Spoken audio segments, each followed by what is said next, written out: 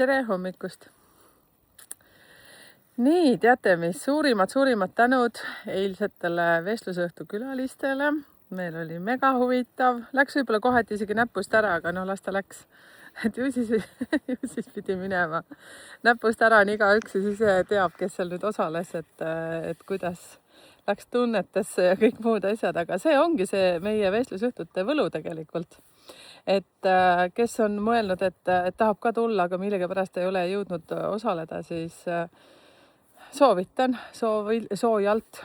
Selles suhtes, et see, mis toimub peale ametlikku kohtumist, nii nimetatud, mille salvestuse ma siis panen siin klubilistele ka, kes on seal teise kategooria klubiliikmed, siis selle vestlusõhtu võlu on ikkagi need, kes on panustanud oma rahalise energia sinna, et nad saaksid veel rääkida kas suud puhtaks, küsida, arutleda, peegeldame teineteisele ja nii edasi.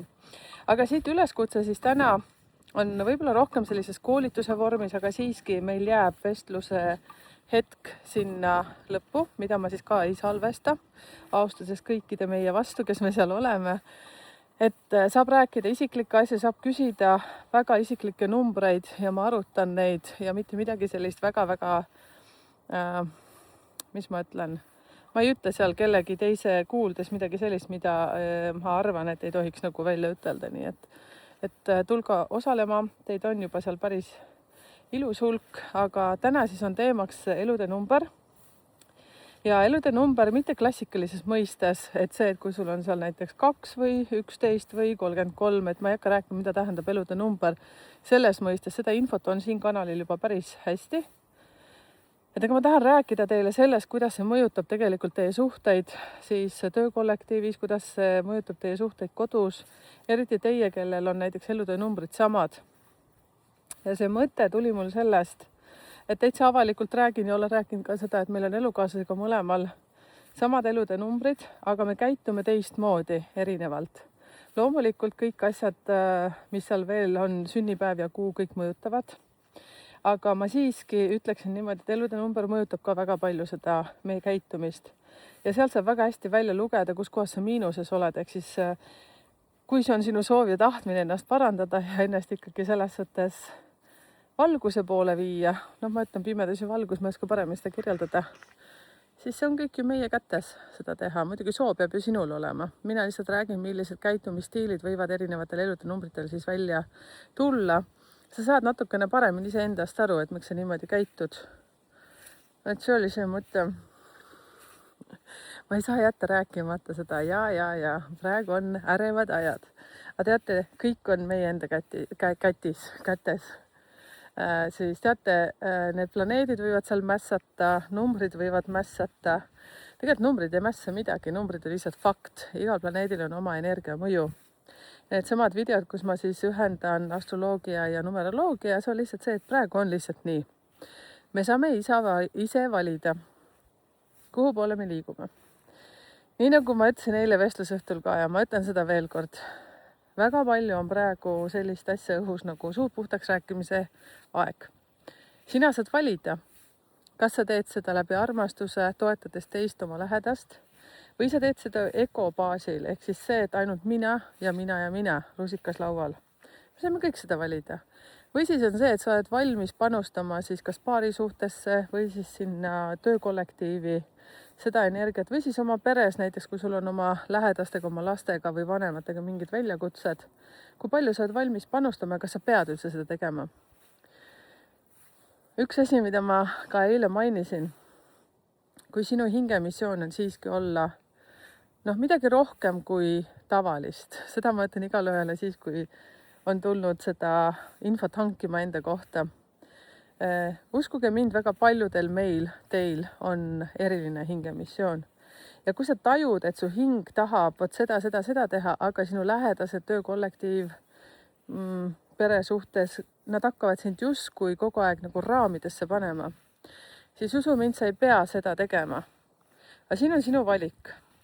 Kas sa teed seda sõjakalt, nii nagu ma ütlesin ego baasil on ju, või sa teed seda sõbralikult.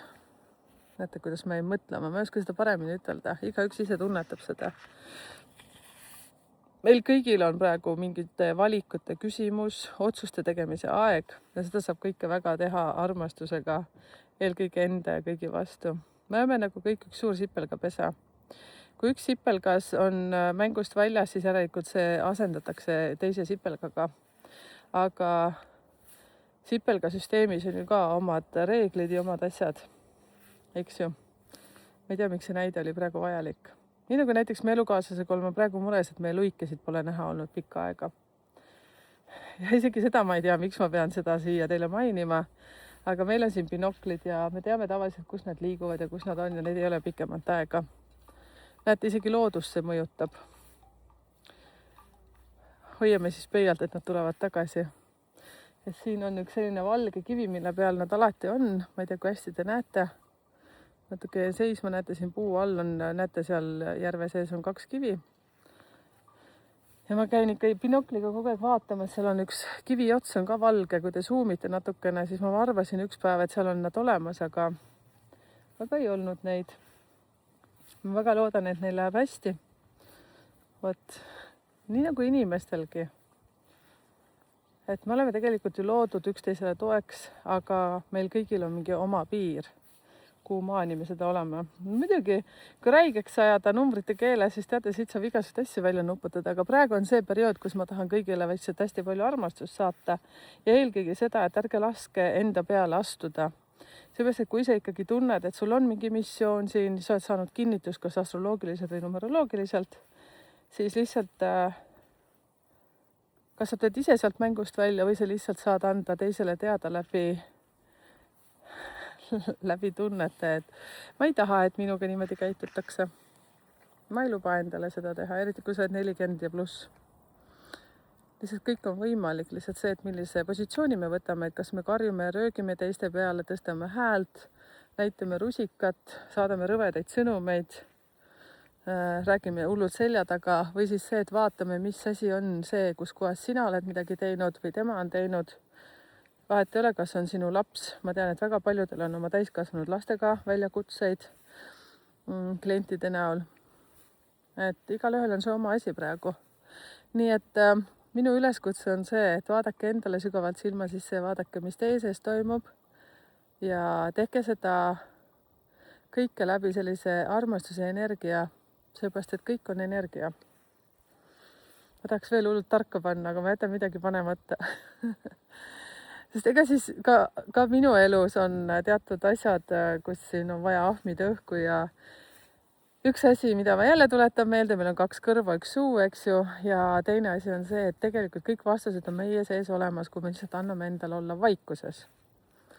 See üleliigne kära, müra, mis tuleb telefonis, mis tuleb televiisorist, mis tuleb igalt poolt mujal sugulaste kaudu, tuttavate kaudu, töökollektiivi kaudu, jätke see korraks ära. Istuge lihtsalt, seiske keset ei midagi ja lihtsalt kuulake enda sees. Teie sees on kõik vastused olemas. Vaid igal asjal on lahendus. Ja kui tundub, et see on üle kätte see mäng läinud, lihtsalt tule sealt mängust välja. Tada! Ja see, mida ma tahan ütelda, et vaadake, kas te liigute oma unistuste poole või te täidate kellegi unistusi. Ja kui sa seda ilusasti annad teada, seal oma töökollektiivis oma lähedastele, siis võib-olla te saate hoopis niimoodi, et üks ja teine te siis ühendate oma unistused ja annate kumbki teineteisele ruumi ja olete toeks teineteisele. Vot. See ongi see asi, miks ma tahan teile siis tuua seda elude numbrite tähendus natukene teisest aspektist, et te saaksite aru, et kui sinu elude number on seal 11, aga 11 tähendab seda ja 11 kokku liidetult on ju 2, eks ju. Siis sa saaksid aru, mida tähendab 2 energia, nii plussis kui miinuses ja milline reaktsioon on sellel siis näiteks töökollektiivis, kodus, lähedastega, et mis seal teha annab ja mis asi sind üldse kõnetab. Võib-olla see, mida sa saad sellel koolitusel teada nüüd täna õhtul, Fienta kaudu siis leiab selle informatsiooni. Võib-olla sulle sobib see. Jah, meil on igal ühel ju see oma sobimise asi. Aga mina lihtsalt annan sulle veel natukene sellist valgust aru saama, et mis veel kõik on võimalik. Et võib-olla sul on just see info puudu, see infokild.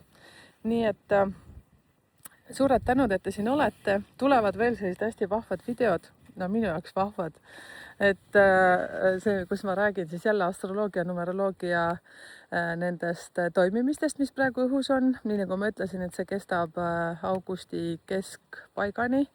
Kui ma ei eksi, kas oli äkki 14, 12, igastahes on mingi culmination. Seda järelmaitset tunneb veel sinna novembrikuuni. Ja ma ei pane tarka, lihtsalt ma kuulan tarku inimesi.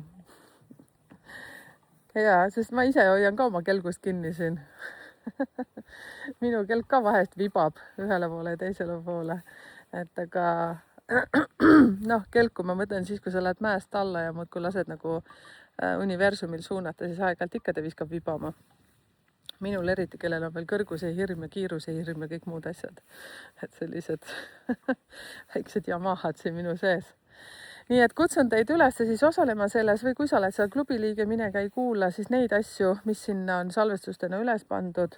Ja siis muidugi head uudised on need asjad, et nüüd sügise poole vaatame kas oktoobris, aga oktoobris kindlasti ma tulen ju Eestisse, loomulikult on tulemas üks sündmus, aga siis hakkavad toimuma need vestlusõhtud ja samamoodi kui sina nüüd, kes sa kuulad ja sa elad sellises kohas, kus sul on käpp sees niinimetatud mingitele ruumidele, võib-olla seal on hästi mõnus selline koht, kuhu mahub näiteks mingi 20–40 inimest, anna mulle teada, kutsu mind külla ja paneme pead kokku ja hakkame kalendrit täitma. Ma hea meelega tulen vestlema sinna.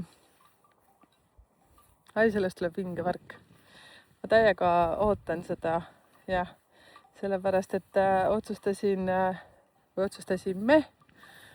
et siis ütleme sellest oktoobrikuust edasi kuni kevadeni siis võimalikult palju siis osalen Eestis erinevatel sündmustel ja kes vähegi tunneb, et tahab külla kutsuda, siis andke teada ja vaatame, kuidas me seda asja teeme. Vot, mina olen avatud ja ma soovin ainult teile siis palju armastust ja uskugi see endasse. Kui sa ei tea, mis su hinge missioon on, siis selleks on igasugused erinevaid meetodeid. Kas seda siis teha läbi minu numeroloogia, vaata human designi, vaata astroloogiat, vii kõik asjad kokku ja ongi lihtne elu nagu lill. Siis tegelikult me oleme siia kõik tulnud üksteist aitama, mitte üksteist kiusama. Võtak. Näeme siis täna õhtul, kes tuleb, see tuleb ja pange siis omad küsimused valmis ka. Võib-olla tuleb teil selle niinimetatud selle koolituse käigus mingid küsimusi ja hiljem siis, kui salvestus kinni, siis vabas vormis räägime vähemalt tund-poolteist. Eile läks peaaegu 8 tunniks see lobisemine, aga see oli vajalik. Ja võt nii, egas midagi. Näeme õhtul ehk siis Fienta kaudu ja suletud Facebooki grupis on ka see Fienta link olemas, nii et kliki sinna peale. Ja augustis arvatavasti tuleb täielik paus, ei tule mingeid kohtumisi. Kui siis keegi nüüd väga hakkab siin ütlema, et tahaks ikka seda, teist või kolmandat ja kui teid tuleb siin soovijaid natukene rohkem, siis vaatame, panen pead kokku, aga ma mõtlesin, teen ühe väikse pausi. Aga see ei tähenda, et kõik, kes on kirjalikke analüüse ja suulise analüüse siin juba pikalt tellinud, kõik saavad oma, nii et ma tahan teha siin võib-olla nädalakese paar, kus ma lihtsalt ei tee mitte midagi. Et praegu on rong nii kiiresti läinud, et peab hakkama hingama, eriti augusti lõpupoole. Teie ka, kes te olete nüüd tundnud, et teil on elektrit nii palju, siis võtke lihtsalt see pistikust välja vahepeal. Tehke mitte midagi, vaadake lihtsalt suu laiali pilvi ja ma ei oska midagi muud ütelda siia lõppu. Ja lihtsalt vahest tundub, et kõik on nüüd nii palju olnud. Aga kohtume täna õhtu, eks ju. Tšau, merike numbrite keel. Aitäh kõigile, kes eile olid. Vestlusõhtul, see oli mega lahe. Ma olen kõigile tänulik, kõigile.